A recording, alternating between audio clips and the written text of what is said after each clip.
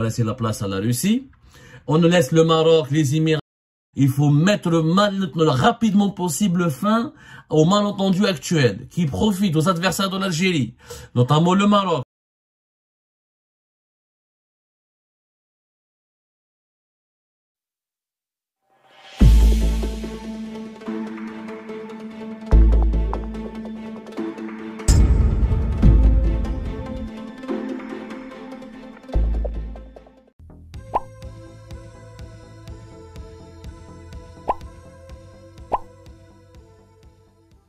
السلام عليكم متابعي قناة أخبار الساعة.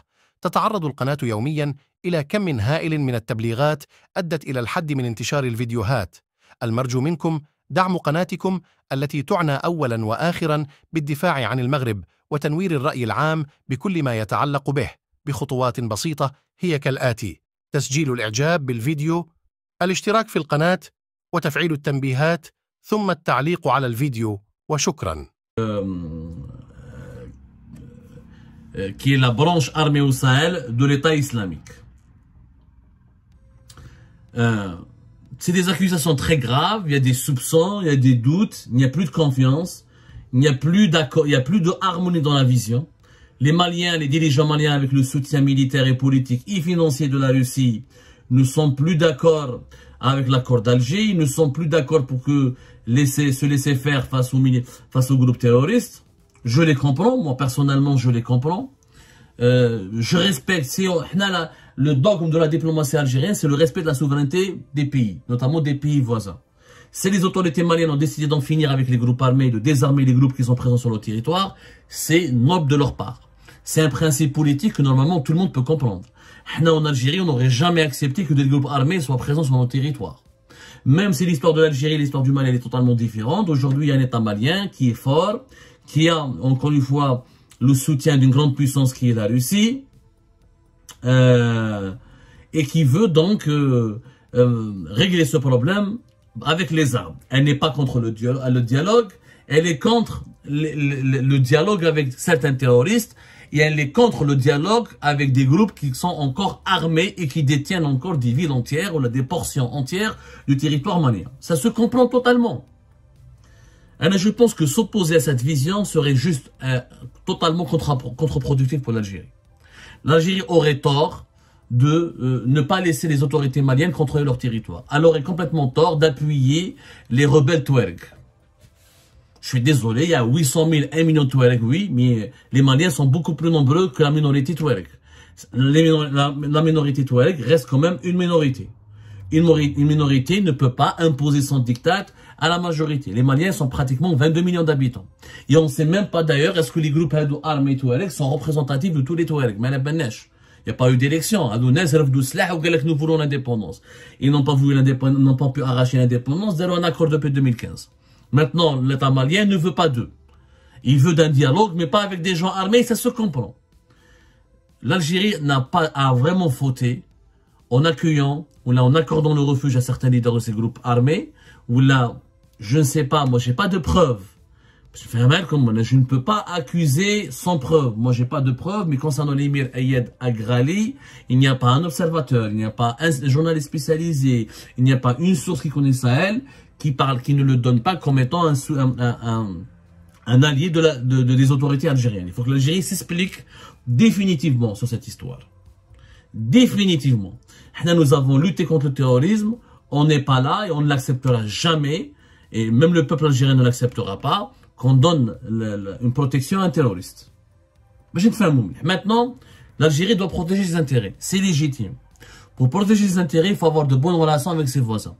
Il ne faut pas laisser d'autres puissances mondiales ou la régionale nous remplacer, ou la évincer, menacer nos intérêts, ou la monopoliser le rapport et la relation avec le Mali. C'est exactement ce qui est en train de se passer. On est en train de laisser les Russes dominer outrageusement le Mali et remplacer la France. La France est partie, elle a laissé la place à la Russie.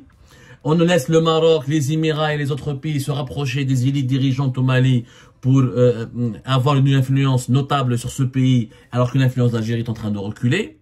Il ne reste qu'une seule solution, c'est un dialogue franc et direct avec Assimi Goïta, la tête pensante de la junte malienne, de l'actuelle autorité de transition.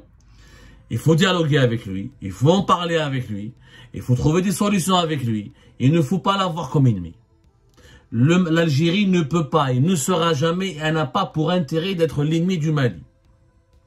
L'Algérie, elle est et elle restera un grand voisin et le seul ami au Mali, face à laquelle l'Algérie doit absolument rectifier. Je pense qu'aujourd'hui, je vais proposer une solution.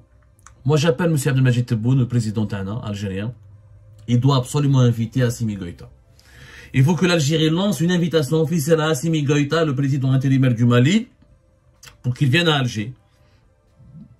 Pourquoi ne pas l'accueillir à Tamanrasset? Pourquoi ne pas l'accueillir à Ouargla, dans une grande ville du sud algérien? Pourquoi pas? Pour lui démontrer l'attachement de l'Algérie au Sahel et à l'Afrique subsaharienne et sa profondeur stratégique.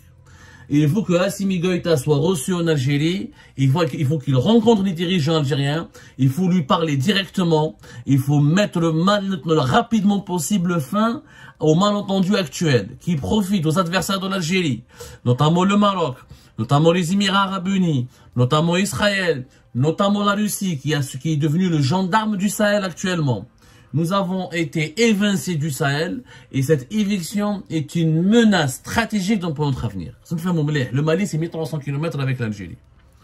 Il y a un minimum 1 million de Toueterguis dans les deux pays, entre le Mali et l'Algérie.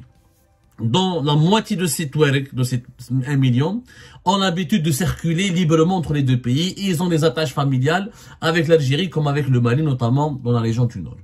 La paix au Mali, c'est la paix au sud de l'Algérie. La guerre au Mali, l'instabilité du Mali, la propagation des groupes armés, l'élargissement des activités des groupes terroristes armés au nord du Mali est une menace directe contre la stabilité du sud de l'Algérie.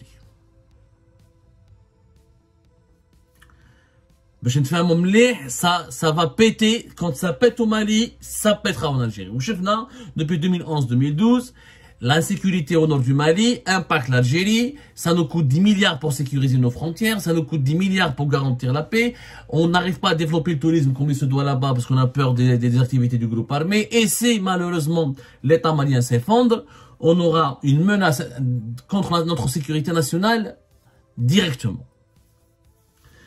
Le dernier 31 décembre dernier, Assimi Goïta en tant que président actuel du Mali, même s'il est intérimaire, mais il est président, il a beaucoup de supporters, il faut respecter la souveraineté du Mali. Il a fait des vœux, il a fait un discours dans lequel il a directement adressé un message à l'Algérie, un message indirect. Il a parlé de l'unité nationale du Mali. Il a dit que nous sommes à une étape charnière de l'avancée de notre pays vers la paix, la sécurité et le développement.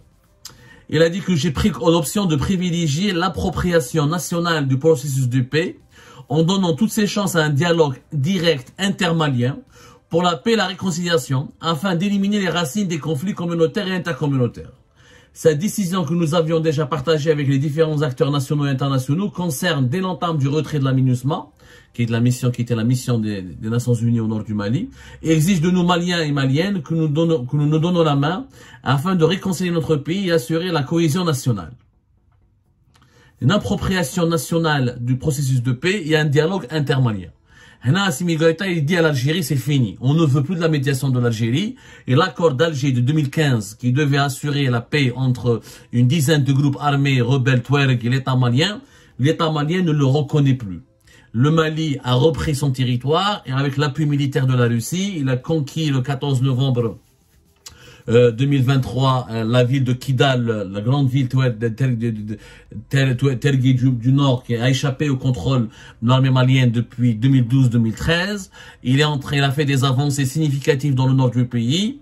Il veut contrôler le pays militairement et ensuite il veut faire un dialogue national sous la coupe des autorités maliennes, avec un dialogue intermalien, sans que l'Algérie nous joue le rôle du parrain.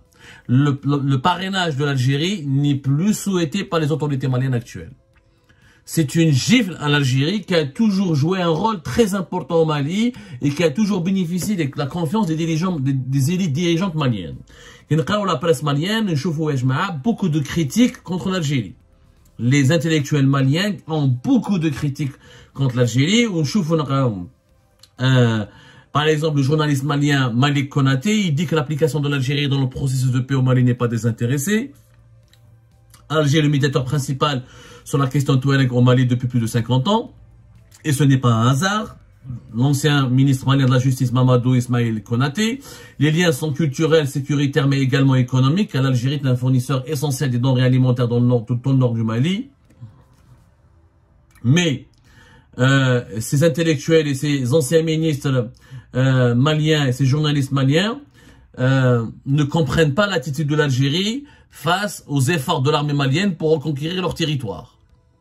La reprise de Kidal a marqué la mort de l'accord d'Alger, analyse Malik Konaté. Le pouvoir malien ne fait plus de différence entre les groupes signataires et les terroristes, contrairement à l'Algérie, qui maintient cette distinction et conserve des liens de proximité avec les rebelles. Cette différence d'appréciation génère forcément des frictions. D'autant plus que plusieurs représentants de ces groupes qui ont fui face à l'armée malienne se sont réfugiés à Alger. On parle donc la réception organisée à l'honneur de l'imam Mahmoud Dekou le 19 décembre dernier, c'était la goutte d'eau qui a fait déborder le vase.